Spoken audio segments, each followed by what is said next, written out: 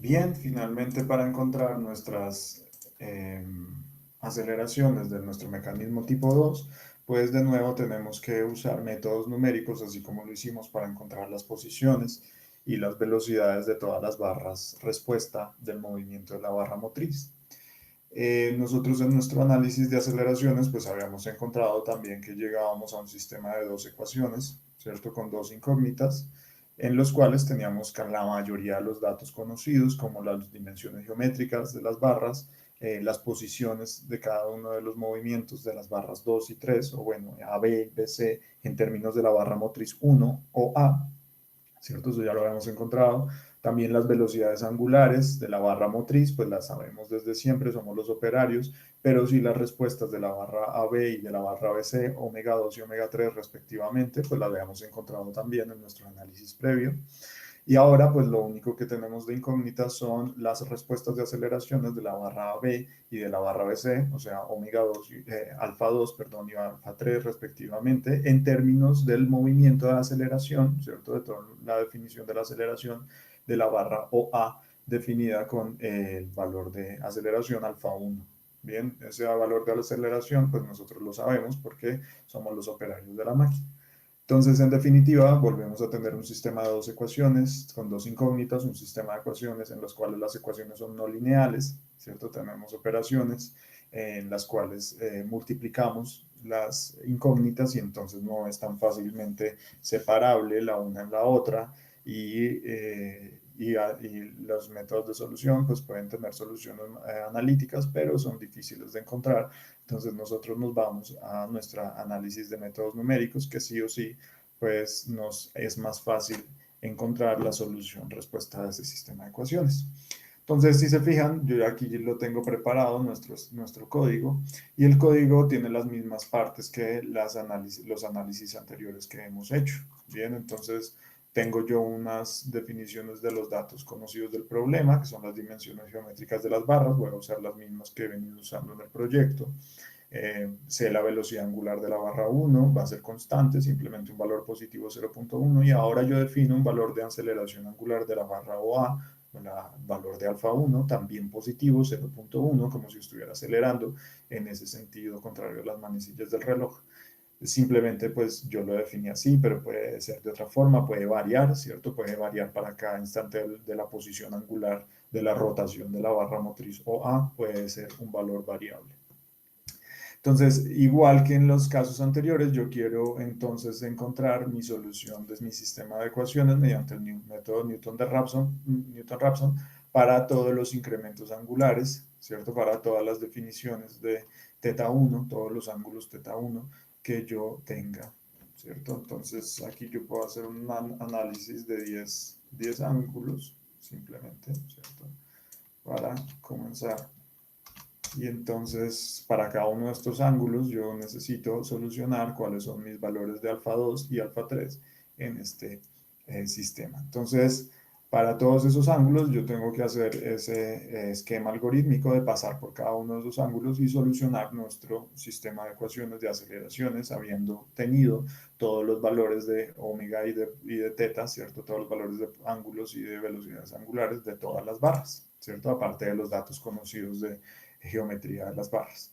Entonces, fíjense que yo hubiera podido usar el código de solución de posiciones y el código de solución de velocidades previamente elaborado, ¿cierto? Y venir y traer esas soluciones θ2, θ3, omega 2 y omega 3 encontradas anteriormente en simplemente este nuevo método numérico de Newton-Raphson para solucionar las ecuaciones de aceleración. Pero pues en este caso me pareció más inmediato, más fácil al final de cuentas poner al computador a volverlos a solucionar, ¿cierto? A volverlos a solucionar antes de cada solución de la aceleración. Yo tengo que tener esos valores solucionados y conocidos, ¿cierto? Para cada ángulo θ1.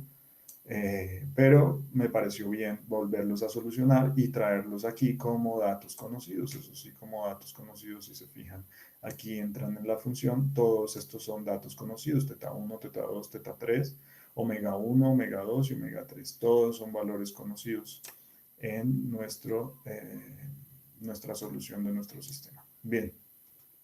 Y de nuevo, pues como es un método de Newton-Raphson, pues yo tengo que estimar una posición inicial sobre la cual el método comience a realizar sus iteraciones y realizar sus incrementos, ¿cierto? Hasta encontrar la solución de la raíz de las funciones. Entonces, de nuevo, yo tengo que al principio, pues, estimar unos valores. Aquí los estimé unos valores iniciales en el primer ángulo que sean aceleraciones cero, ¿cierto? Que comiencen la solución de aceleraciones cero. Pero después, ya una vez encontradas las valores de aceleración de cada valor de θ1, para el siguiente valor de θ1, pues ponga ese valor encontrado, ¿cierto? Porque no va a variar mucho con respecto a ese valor encontrado, ya que yo lo que estoy haciendo es moviendo un poquito la barra motriz, entonces espero que se mueva también un poquito los valores de respuesta de las barras movidas, ¿cierto? De las barras impulsadas.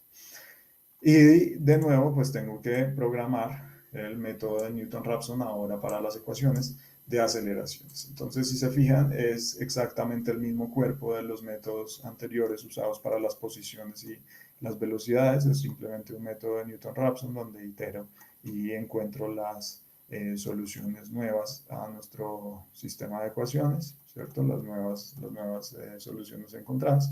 Pero lo distinto es que pues las ecuaciones son las ecuaciones de aceleración, estas de acá.